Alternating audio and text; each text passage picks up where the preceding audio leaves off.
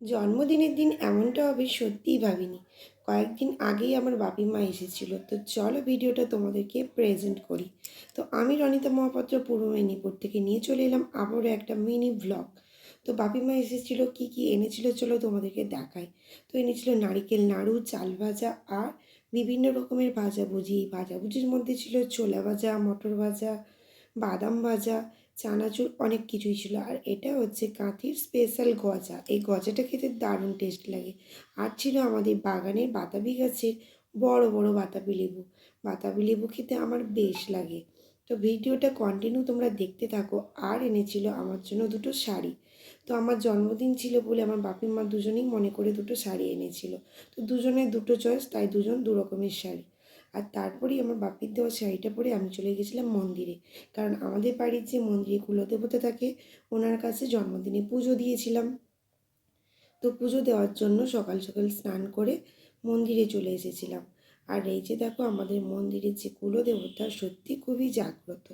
এখানে আমি মঞ্চে অনেক কিছুই চাইলাম ভগবানের কাছে। আর দেখো পুজো দেবো বলে সব কিছু রেডি করে দিয়েছি। আর ব্রাহ্মণ আসলেই পুজো হবে। তো মন্দিরে যারা আমার ভিডিও দেখো তারা তো আমাদের মন্দিরটা দেখেছো। আর আমাদের মন্দিরটা তোমাদের কেমন লাগে অবশ্যই কমেন্ট বক্সে জানিও বন্ধুরা। তো মন্দিরে পুজো দিয়ে বেশ মনটা শান্তি লাগে। তো ভগবানের কাছে চাই আমি সকলে ভালো থাকুক। আর এই যে দেখো ব্রাহ্মণ আসার পরে পুজো হচ্ছে। আর পুজো দেওয়ার জন্য আমি বাইরে বসে আছি আর পুজো চলছিল ভেতরে। আর আমার মেয়ে আমাকে নিয়ে এসেছিলো মন্দিরে। তো মেয়ের একটা বক্তব্য ছিল যে মা, আমার জন্মদিনে তো তুমি আমাকে নিয়ে যাও মন্দিরে, তো তোমার জন্মদিনে আজকে আমি তোমাকে নিয়ে যাব মন্দিরে। তো এই পাওয়াটা অনেকটাই বড়।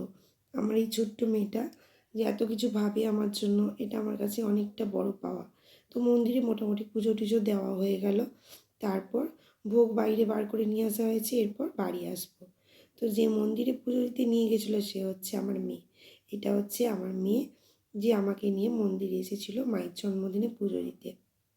তারপর দাদুন দিদুনের ব্যাগ থেকে মিষ্টি বার করে বাড়ি এসে খাওয়া হয়ে যাচ্ছে। তো আমার ভিডিওটা বানানো হয়েছিল না।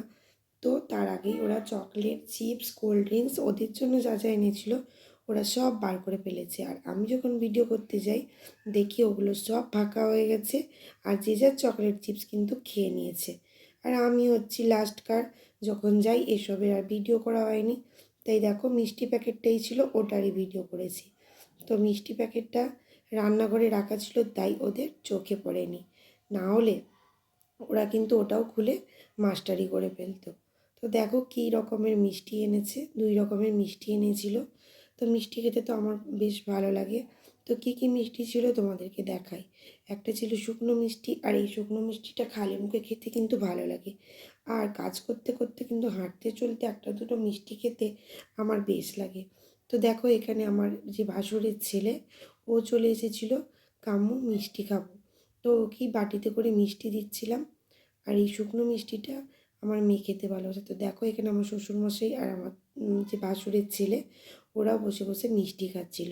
তো আমার মানে ভাসুরের যে ছেলে, ও বলছে এই মিষ্টিটা কাম্মুর সেই স্বাদ।